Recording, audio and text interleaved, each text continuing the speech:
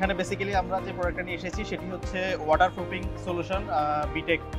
তো B Tech basically আপনার আমাদের দুটো কেমিক্যাল আমরা ছাদে ইউজ করি। সেটার মধ্যে মেন কেমিক্যালটা হচ্ছে সিমেন্টিসিয়াস কেমিক্যাল 442 যেটা আমরা বলি, এবং আরেকটা কেমিক্যাল হচ্ছে 410। এই দুটো কেমিক্যালের মধ্যে সিমেন্টিসিয়াস যে কেমিক্যালটা সেটি হচ্ছে আপনার ছাদের যে পোরগুলো আছে সেগুলোতে আমরা যখন অ্যাপ্লাই করে দিব সেটা হচ্ছে ছাদটাকে ওয়াটারপ্রুফ করবে, ছাদের যে টেনসিল স্ট্রেংথ সেটা বাড়াবে, এবং ছাদের যে রেগুলার যে ক্র্যাক, হেয়ার ক্র্যাক যেগুলো আছে 1 mm এর নিচে সেই ক্র্যাকগুলো এটা ফিল করতে এটা ক্যাপাবল। এবং সেকেন্ড যে কেমিক্যালটা এটাকে সাস্টেন, ফার্স্ট লেয়ারটাকে সাস্টেন করার জন্য আমরা হচ্ছে অ্যাক্রিলিক রাবার কোটিং 410 ব্যবহার করি। এবং এই কেমিক্যালটা হচ্ছে যে কোনো প্রকারের ফাঙ্গাস, যে কোনো প্রকারের শ্যাওলা প্রতিরোধকারী, প্লাস হচ্ছে এইটা আমাদের ছাদে কিন্তু টাইলস ইউজ করলে ছাদটা হচ্ছে আপনার ময়লা হয়ে যায়।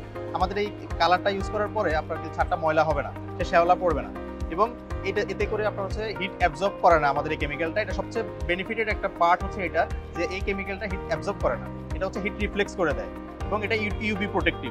এতে করে আমাদের যে ছাদে এই কোটিংটা করা থাকবে সেই ছাদটা আপনার সহজেই গরম হবে না, এবং গ্রীষ্মকালে যে আমরা যে তাপ দেওয়ার কারণে ছাদটা গরম হয়ে যায়, লম্বা সময় ঠান্ডা হতে, রাতের সন্ধ্যার পরেও অনেক লম্বা সময় লেগে যায় বিল্ডিংটা ঠান্ডা হতে, সেই জায়গায় আমাদের এই কেমিক্যালটা অনেক বেশি কার্যকরী হবে।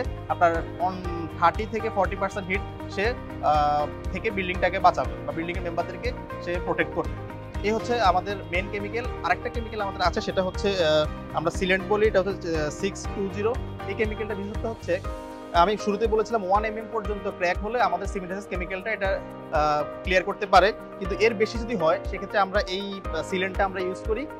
এটা সিলেন্ট একটা গানের মাধ্যমে আমরা অ্যাপ্লাই করে ওই ক্র্যাকগুলো বা এক্সপেন্স জয়েন্ট যে এক্সপেন্স জয়েন্টের যে ক্র্যাক সেটাও আমরা এর মাধ্যমে প্রতিরোধ করতে পারি।